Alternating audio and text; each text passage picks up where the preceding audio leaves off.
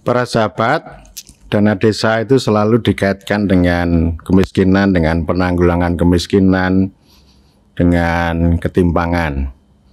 Ini ada dua pendapat yang agak beda tapi sebenarnya ya terkait. Pendapat pertama itu kritik ya, kritik. Ada para peneliti mengkritik begini bahwa dana desa itu bukannya mengurangi kemiskinan tapi malah menambah, bahkan juga menambah ketimpangan. Mengapa begitu? Ya, peneliti ini lagi-lagi menggunakan teori elit untuk melihat soal pengaruh dana desa terhadap pengurangan kemiskinan. Argumennya begini, dana desa itu tidak efektif mengurangi kemiskinan atau malah menambah kemiskinan dan menambah ketimpangan karena dana desa itu dirampas oleh elit. Jadi ini kan ada tiga variabel nih. Satu dana desa, dua elit desa, lalu yang ketiga pengurangan atau penanggulangan kemiskinan. Nanti saya analisis. Pendapat yang kedua itu klaim. Yang satu kritik, yang kedua klaim. Tetapi klaim ini berangkat dari memanfaatkan kritik tadi. Ini berangkat dari juragan dana desa lah.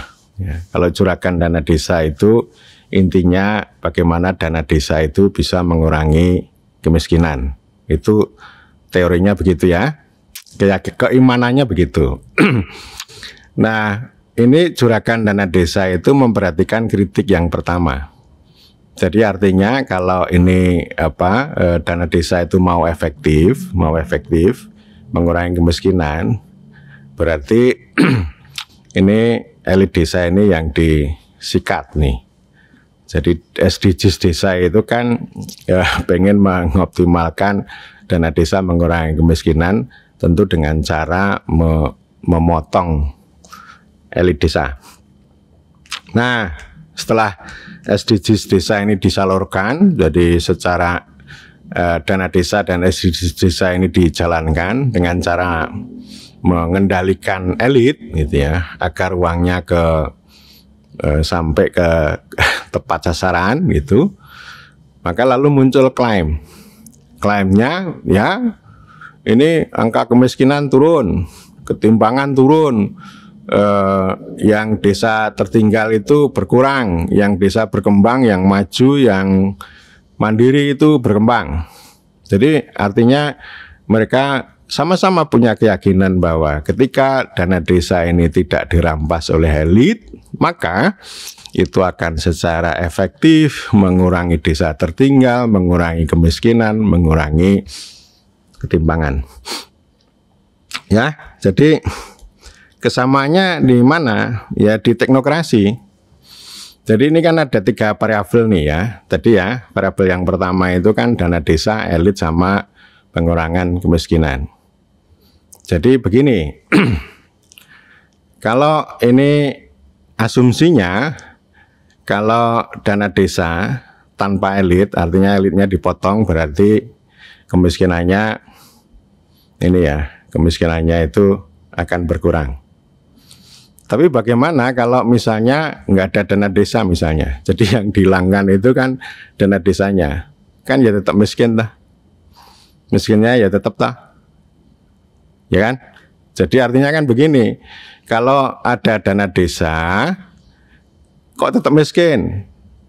Karena dirampas oleh elit, itu kata mereka. Nah sekarang kalau variabel satunya dihilangkan bagaimana? Kalau dana desanya dihilangkan atau dulu nggak ada dana desa dihilangkan kan ya miskin. Dulu ya miskin, sekarang ya miskin. Ya, ya dulu kan berarti nggak ada uang yang di capture, yang dirampas oleh elit.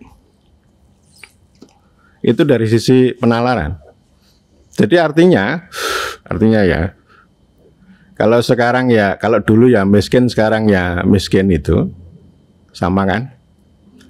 Itu bukan karena dana desanya, bukan karena, apalagi bukan karena ada elit yang merampas. Ya ada elit yang merampas maupun tidak ada elit yang merampas kan ya sama. Mau ada dana desa maupun ada dana desa kan ya orang desa ya tetap miskin. Ya. Jadi yang kedua itu kan cuma persoalan klaim karena karena ini tadi ya, dana desa itu sama kemiskinan itu bisa efektif karena ini kan di elit desanya dipotong lalu digantikan teknokrasi kan. Jadi artinya kan klaim itu argumennya mengubah dari kritik pertama menjadi argumen kedua. Kalau argumen pertama, dana desa itu tidak efektif mengurangi kemiskinan karena dirampas oleh elit.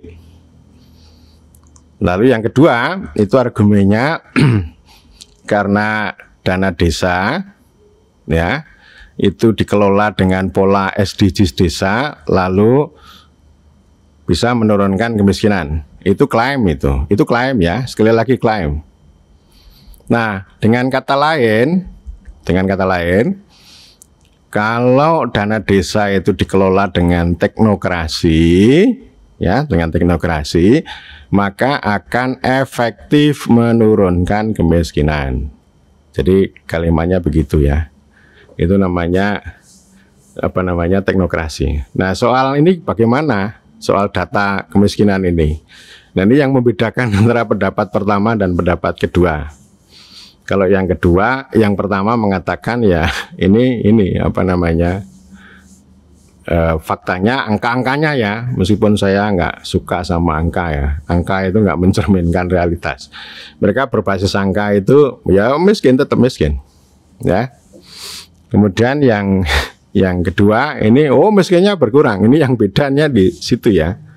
Meskipun ada kaitan pada sisi teknokrasi, tetapi ada perbedaan pada sisi hasil. Ya semuanya ini kan artinya cuma pendapat. Jadi pendapat itu kan selalu ada reduksi ya. Ya pendapat saya juga reduksi juga bisa. Tapi paling tidak saya kan berpendapat terhadap orang-orang yang sedang berkuasa. Ya, para peneliti yang bisa membuat argumen makalah di Scopus lalu jadi profesor itu kan kekuasaan juga. Nah, apalagi yang kedua yang juragan dana desa ini ya pasti penguasa juga gitu ya. Penguasa elit juga itu, tetapi anti pada elit. Ya. Dia elit juga. Memangnya ini dana desa nggak elitis? Ya sangat elitis gitu ya. Tapi elitismenya yang juragan dana desa itu dibungkus dengan teknokrasi, ya. Meskipun teori kritiknya tidak menggunakan teknokrasi, tetapi dia mengamini ya kalau misalnya ini dirampas oleh elit kan berarti solusinya ya hanya teknokrasi yang mereka yakini gitu ya. Jadi ini lagi-lagi cuma persoalan klaim, persoalan argumen gitu ya. Jadi artinya ya ya semuanya ini kan kalau kita kelola dengan teknokrasi, penanggulangan kemiskinan itu kan teknokrasi itu namanya mengawetkan kemiskinan. Jadi saya dua-duanya itu nggak cocok. Artinya mengkaitkan antara dana desa dengan teknokrasi dengan kemiskinan itu tidak relevan.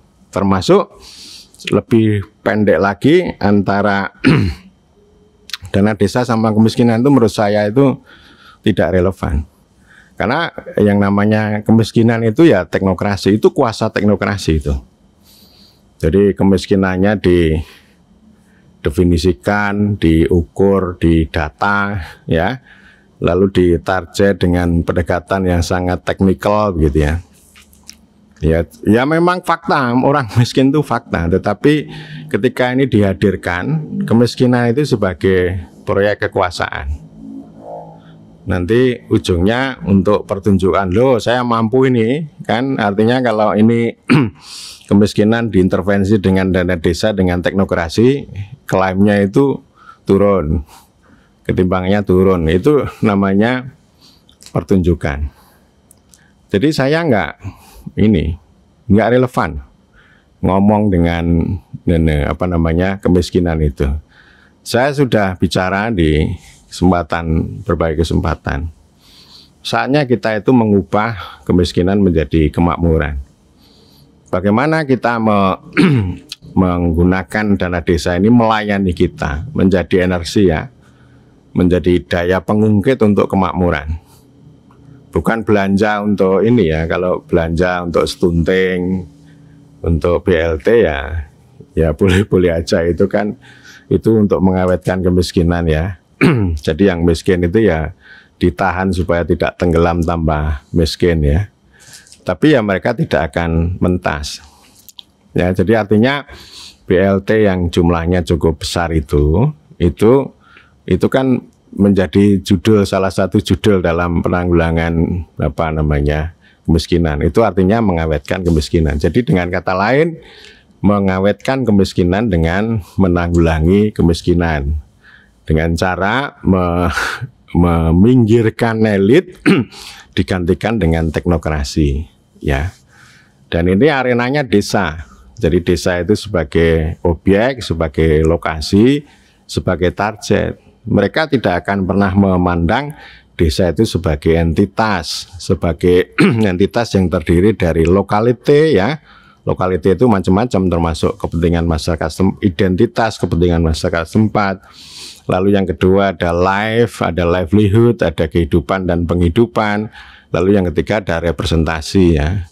Representasi itu ya bisa macam-macam, termasuk representasinya kepala desa untuk membuat legitimasi dan legasi kepada orang banyak. Nah, semuanya ini digantikan dengan teknokrasi yang dijuduli SDGs dana desa, SDGs desa, penanggulangan kemiskinan. Bahkan sekarang ini ditambah lagi dengan desa miskin ekstrem. Nah, ini tambah lagi teknokrasinya gitu ya. Dan saya nggak percaya sama itu semuanya. Saya sudah bilang bahwa SDGs desa itu ya itu harapan palsu gitu ya. Kalau hanya angka-angka itu ya itu harapan palsu itu.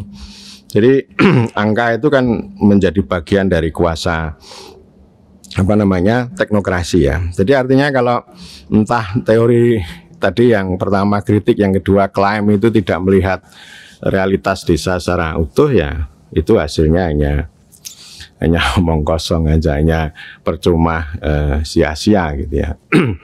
Nah, kalau misalnya kita menempatkan desa itu, dana desa itu secara utuh pada kerangka desa, itu persoalannya lain lagi ya. Itu dalam rangka untuk ya misalnya dengan ruralisasi, dengan daya ungkit ekonomi desa, supaya dia bisa memberikan sumbangan bagi ini ya, bagi kemakmuran. Jadi paradigmanya kan bukan memotong elit desa menjadi teknokrasi, tapi bagaimana mengorganisir desa itu supaya mereka punya emansipasi. Itu saya kira poin pentingnya ada di situ menurut saya ya. Jadi emansipasi itu kan kesetaraan peran ya, setara ya.